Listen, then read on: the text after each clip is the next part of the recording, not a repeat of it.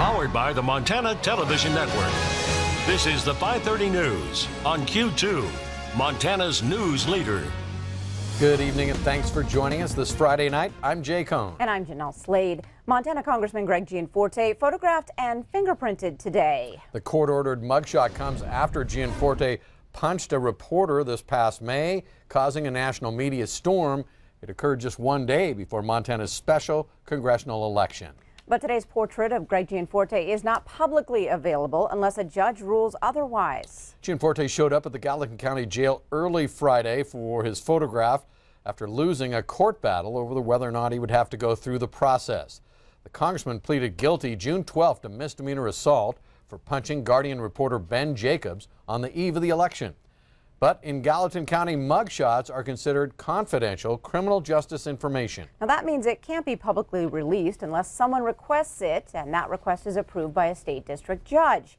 Any requester will then have to show the public's right to know outweighs Gianforte's privacy right. Gianforte's office says he has fulfilled the requirements of his sentence for the assault, including a fine and 40 hours of community service. He has also completed his court-ordered anger management classes. Thunderstorms that rolled through our region last night sparked at least 8 of 13 new wildfires. The Miles City Interagency Dispatch Center confirms that 8 of the fires were lightning caused. In Rosebud County, the Mitchell fire grew to 1,000 acres. The Sagebrush Draw fire in Prairie County has blackened 800 acres. Also in Rosebud County, the Sweeney fire peaked at a little over 700 acres in size, while the Edwards fire in Garfield County has now spread to 500 acres. Several other fires were smaller than 10 acres, and crews were able to put them out quickly.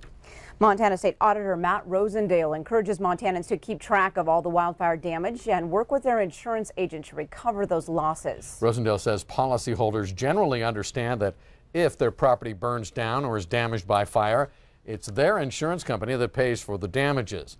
Many policies also provide additional protection and coverage for damage and losses indirectly caused by wildfires, including smoke damage. Also, if property owners are subject to mandatory civil evacuation orders, many insurance policies provide extra living expense coverage for up to 2 weeks.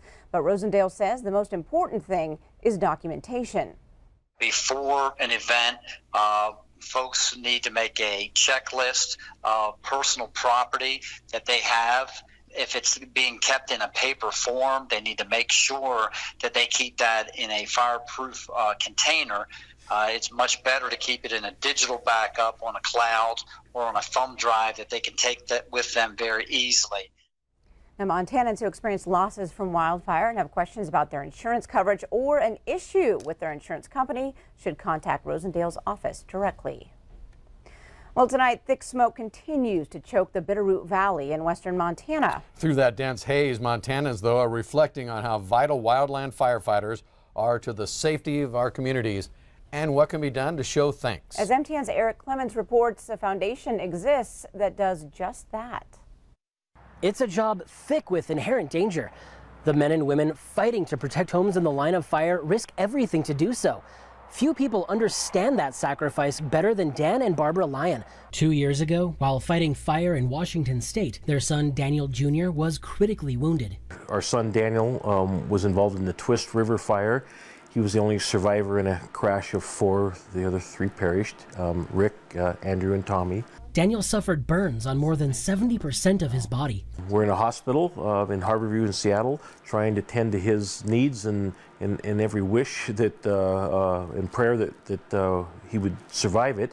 During that time, people with the Wildland Firefighter Foundation met with the Lions. It's an organization dedicated to helping heal the physical and mental wounds suffered by firefighters in the line of duty. Founder and director Vicki Miner started the foundation in my kitchen in 1998, I believe, and we've been giving firefighters money ever since, helping them. The foundation had heard about what happened to Daniel and wasted no time in offering assistance. It's what they do with firefighters across the country. But it's more than financial support. It's emotional support on a personal level. They've brought his girlfriend over when he couldn't afford to do it. I mean, things that you and I don't even think of, they have done to support and try to make his life acceptable. And it's, I like to say, you can't even put words to how much they've meant to us and what they've done for us.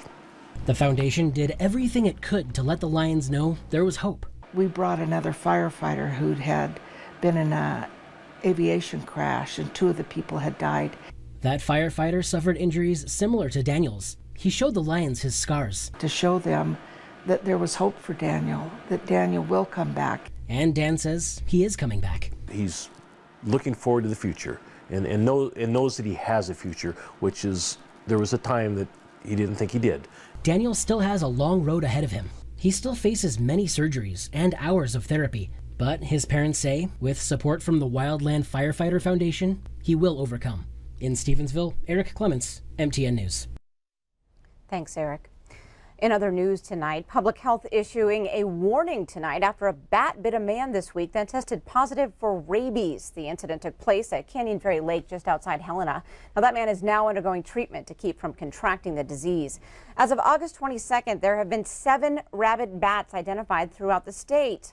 Here are some steps you can take to protect yourself. Health officials say make sure to vaccinate your animals, including cats, dogs, and ferrets. Never handle unfamiliar animals, even if they appear to be friendly, and report all potential exposures, including bites and scratches, to your healthcare provider. If left untreated, rabies is almost always fatal.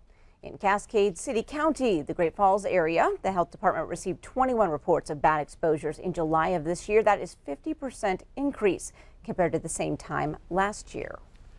25 candidates are running to fill seats for mayor and 5 city council seats here in Billings. Ballots for the city primary went out in the mail today, as voters will now narrow down the list of those candidates who will advance to the general election in November. Ballots for the mail-in primary election are due in September 12th. The Yellowstone County Elections Office sent out ballots today for elections here in Billings, Laurel, and Broadview. Several groups are hosting candidate forums in the Magic City. Here's a look at where those forums will be at. Ward 2 candidates will be at Castle Rock Park Saturday morning at 10. Ward 4 candidates will be at Veterans Park at 2 p.m. Saturday afternoon, while Ward 5 candidates will speak at 5 at Malice Park. On Sunday, Ward 3 candidates will meet at Central Park. That's at 1 in the afternoon. Ward 5 candidates at Pioneer Park at 5 p.m. And Sunday night at 7, those running for mayor will be at Pioneer Park. Once again, the city's primary election, September 12th. Mail-in ballots are due that day. The mail-in general election comes up November 7th. Whether school began on Wednesday or Thursday this week, students across Yellowstone County got a case of first-day jitters. For one Huntley family who has dealt with years of medical issues, though, the first day meant even more than that. Q2's Asia Gore met with the Jensens this morning and now brings us their story.